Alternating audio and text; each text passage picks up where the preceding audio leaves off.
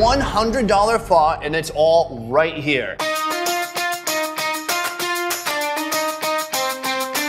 My name is Sunny, and it is my mission to travel throughout Vietnam, demystifying its diverse cuisine. From the Mekong Delta style cooking in the south to the rare cuisine of Vietnam's mountain people in the north. Here we have our beautiful giant rainbow snowball of sticky rice. Please, food is better when you share it. Together with One Trip Tours, I am discovering every delicious destination this country has to offer. And I'm sharing all the amazing yumminess with you guys. Today we are about to dive into a classic Vietnamese staple. And right now we are in Saigon, the home of pho, and I could not be more Yo, Sonny. Yeah. You know that pho isn't from Saigon, right? Oh, shit. Where's it from? It's from the north. Okay, crazy idea. Instead of going to the restaurant, could you just go to the airport directly? Are you serious, man? So right now, we are headed to the birthplace of pho, northern Vietnam. Let's go. Dude, I can't just drive to the airport.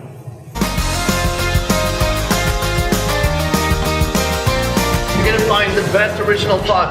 You have to literally fly to Hanoi, otherwise what are you doing with your life? Pho may be Vietnam's most internationally recognized dish, but even within Vietnam, there's an ongoing debate between those who say the more authentic northern style of pho is king, and those who think the true champion is the more beefed up southern style. Today, we'll try both and finally put this debate to rest. We'll also check out a local restaurant that's introduced a new twist to some classic Vietnamese pho staples. Fried pho. And at first, I was like, yo, where are the noodles? Right here. And finally, we'll meet the masterpiece itself, the $100 pho, created by Michelin-trained chef Peter Franklin. But first, we start off with this special foodie mission in Hanoi. What you know about traveling 700 miles like 1,100 kilometers just for a bowl of noodles? We are in Hanoi, the capital of Vietnam, and we are on a foodie mission. Let's go. How was that?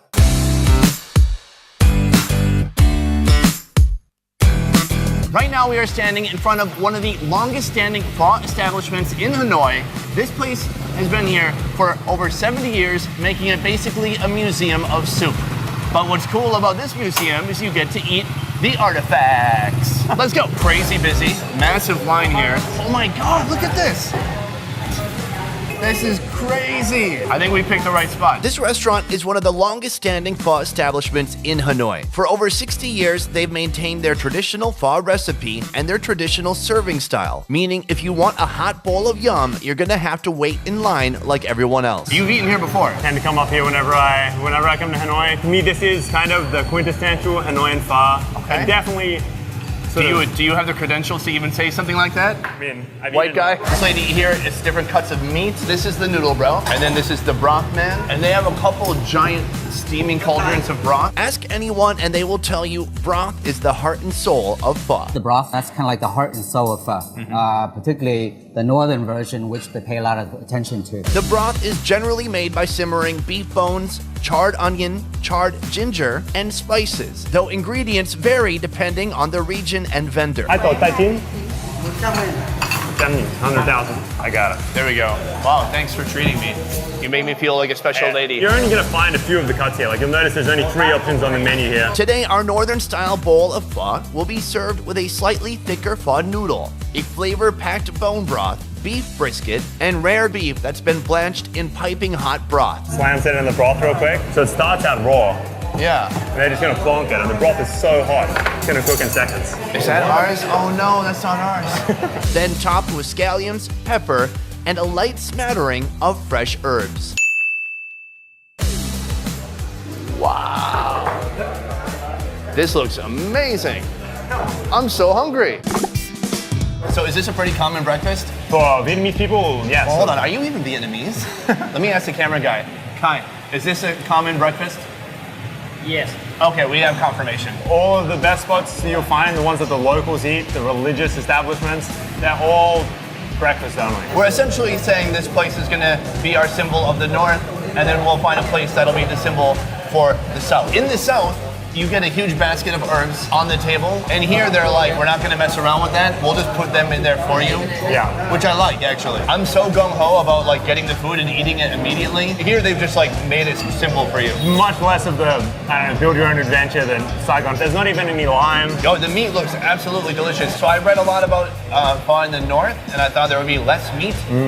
There's a lot of meats, and the noodles are flat, but not super wide or anything like that. There's a lot of things that people will say, well, look, that's quintessentially Hanoi, this is quintessentially Saigonese pho, but there's definitely overlap. There's no way that we don't piss off somebody in this video. So we're gonna take a bite at the same time, because I learned that that's what you're supposed to do, so that people can see two different yummy faces at the same time. I got a nice helping of both cuts of meat here. Let's do it.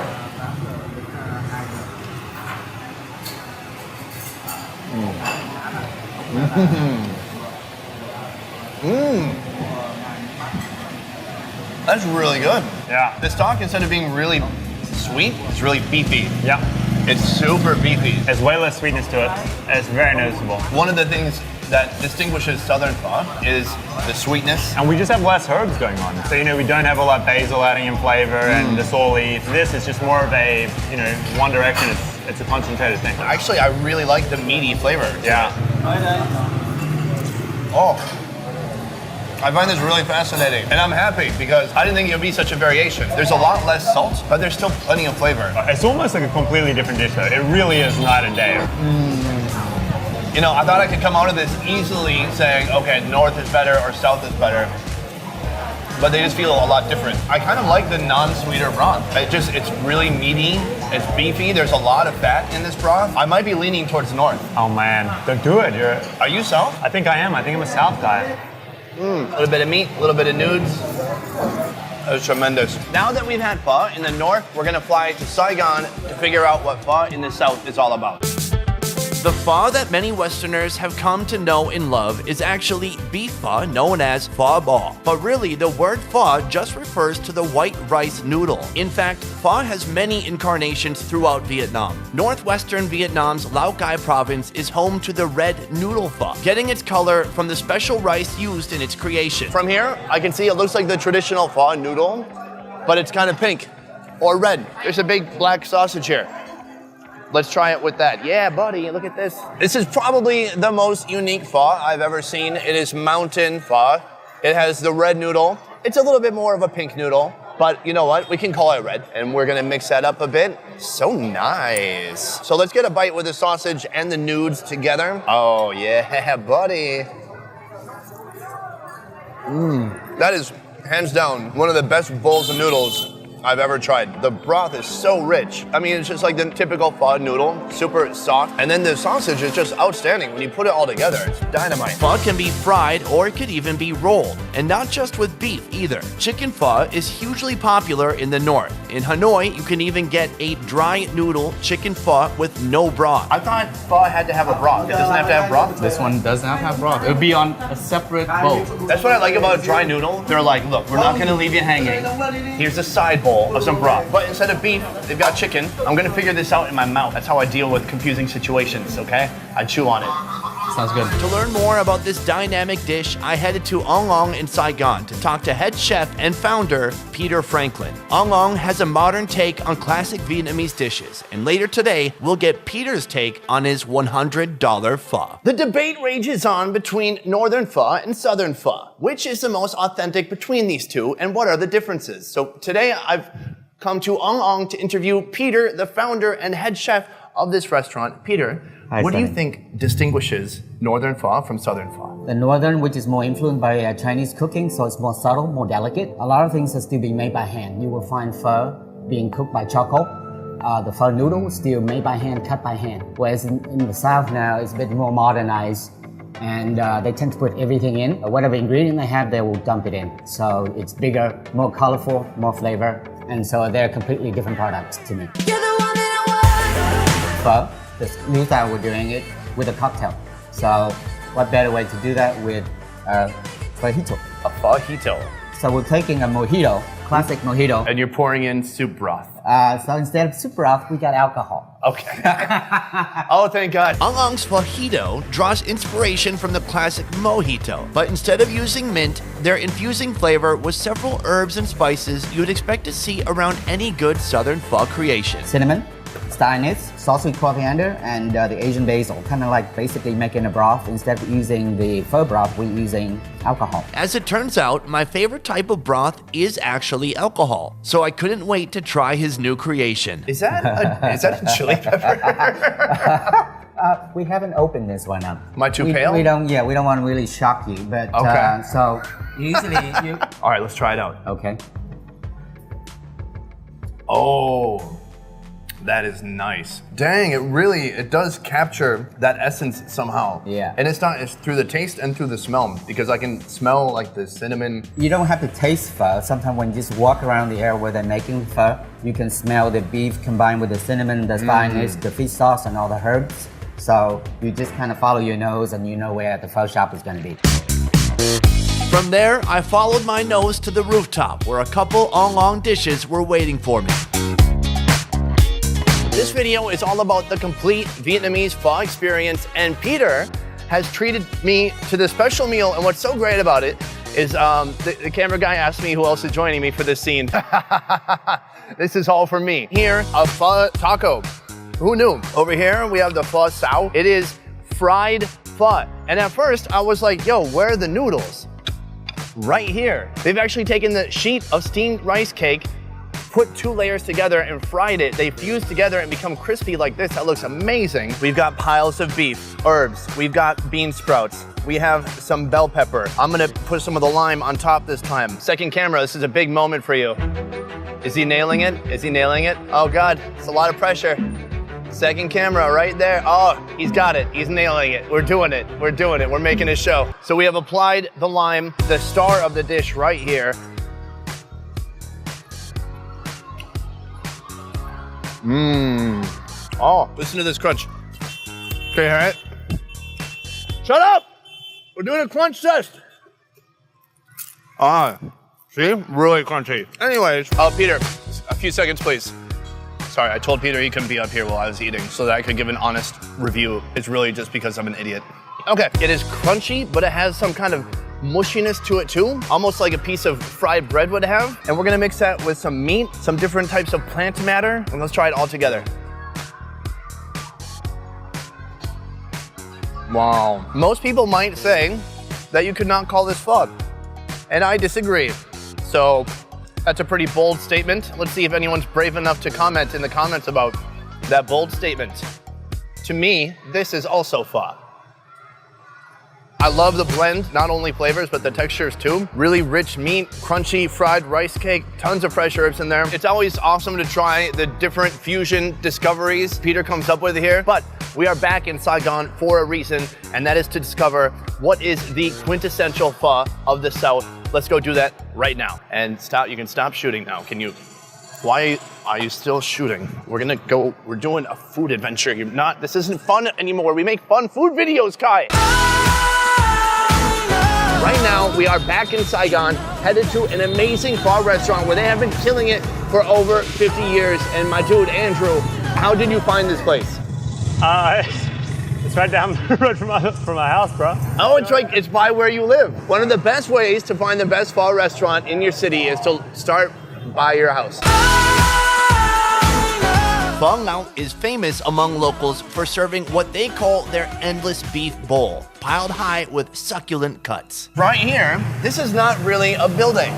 This is an alleyway that has been kind of commandeered. They've turned it into a restaurant, essentially. They've put tarps on the top. This is the cool thing about Saigon street food. You can just commandeer an alleyway. You see the people roll out of their houses, and they're literally 5 meters from the table. No. People are driving through the restaurant to get to their house. It's brilliant. This is the fattier cut, they call it nam. It's an offcut and they make it completely delicious. It's not tough at all, it's completely flaky. This one is the tendon. When we were in Hanoi, they didn't have the beef tendon. It is so good, it like melts in your mouth. This is the classic. This is the nam, which is the raw meat. They'll cook as soon as we put it in the broth because it's just gonna be so hot. Oh, look at this. It's just the fat. Much fattier and much sweeter down here. They're just gonna put fat? Yeah, just straight rendered fat. Love it. Here they've got tables. You just sit down, you order from the table. So that's what we're gonna do right now. We even have tablecloths. And we even have tablecloths. This place, it might be outside, it might be in an alley, but that doesn't mean it's not fancy as fuck.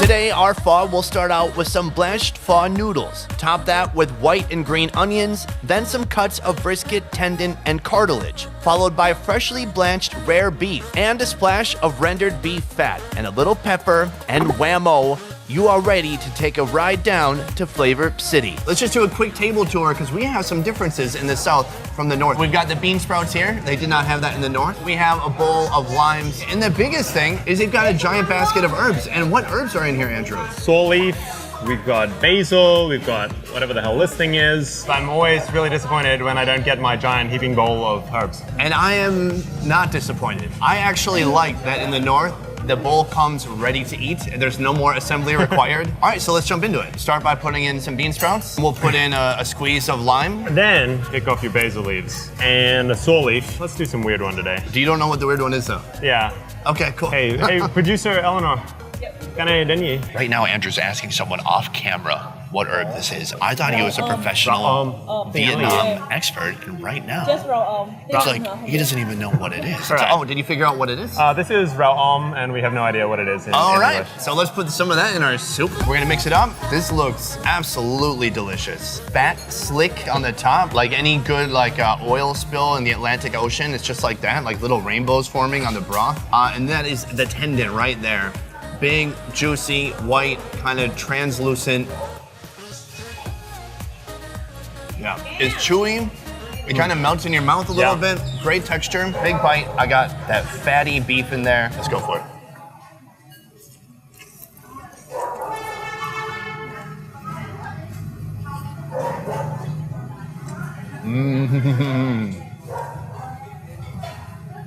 Oh, it's so good. And to me, some white guy from central Minnesota, local Asia/pho expert here. To me, the most important thing in this concoction is the broth. There's way more going on. It's far sweeter, especially here actually. Yeah. In the north, which is just more of a straight beef stock, just in general, there's far more complexity in here. Nice big bite right here.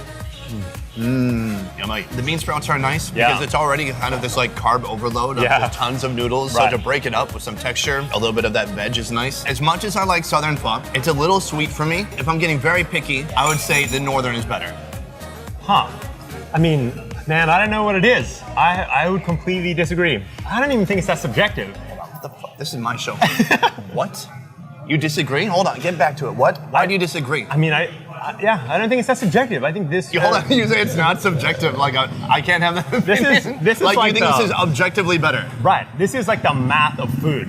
We could just calculate this down. What about the fact that this is where it was created?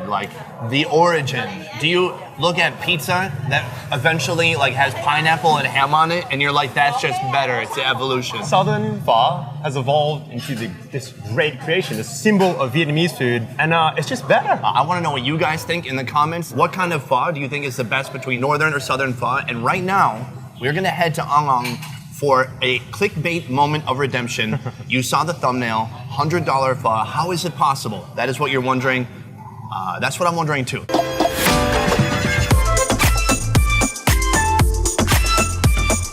We are back at Ong Ong. I am with Peter, once again, head chef and founder of this restaurant for the $100 pho. And last time I came here, I asked for the $100 banh mi. I had this little challenge. Some might call it brilliant. 17 people said it was stupid. But you killed it. You scaled up the banh mi to heights that no one had ever seen before. Oh, baby. This is ridiculous. What is the thought process and the philosophy going into this? We start with asking two basic questions. First, what is pho? Two, how do we make the best bowl of pho possible? Since people take this dish so seriously, we want to do this with kind of respect for the tradition of the dish and still maintain the heart and soul of the dish as we're making changes, trying to reinvent the dish. We start with the broth first. That's the most important. That's kind of like the heart and soul of pho. Step 1, the broth. Peter cooked his bone broth the day before for 12 hours. Today he'll make a consommé broth, adding flavor and removing impurities at the same time. You're adding fresh raw beef, egg white, and then onion, ginger, just to add more of the aromatic flavor. So you're doing two things. One, you're clarifying the stock, and you're also intensifying the flavor. For people watching, what is the benefit of doing doing a consommé over just the normal broth? The consommé essentially is going to amp it up to the next level. Okay. In terms of concentration of flavor and clarity of flavor. You can see how clean that is. It's like tea. Beautiful golden color. This is a classic consommé broth. I can't wait to put that in my mouth. Once the broth has been strained twice, we're ready for step 2. Can ignore the meat. Normally you have 2 kinds, rare beef and cooked beef, normally brisket. What we've done is we kind of amped up the experience a little bit. So we have 7 kinds of beef. All right. Okay. Peter's 7 lucky cuts include beef balls, thinly sliced beef tendon, beef tongue. Beef tongue, pretty nasty when it comes to us, but after cooking for about 4 or 5 hours and cleaning and then slicing it, it comes out to, it's a beautiful product. It looks great. Yeah, You would never beautiful. think that was tongue. Yep. Beef brisket and beef shin. The shin is beautiful because it has very different texture from all the other cuts. Yeah. And then for a little bonus, you get a little marrow inside here when we put it inside the broth. Then rare black Angus ribeye that's been spanked with ginger and pepper. Finally, torched beef belly to add more smoky flavor to the broth. And there's something mysterious about using a torch, and it makes people feel better about whatever they're paying for their meal that night. Step 3, noodles. The third component of the pho, the noodle. Hanoi style bánh pho is the best. Often still hand cut, handmade. It has this beautiful velvety texture that it soaks up the broth better. The time has finally arrived. Peter has prepared 2 stone bowls. First, he adds the broth. Then each of the meats except our rare Angus, which will cook later in the broth.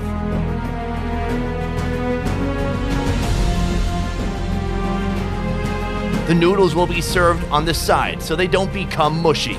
We'll have a tender poached egg in broth topped with black truffle paste. And lastly, a tray of herbs, sauce, and more black truffle paste. The time has come for $100 pho.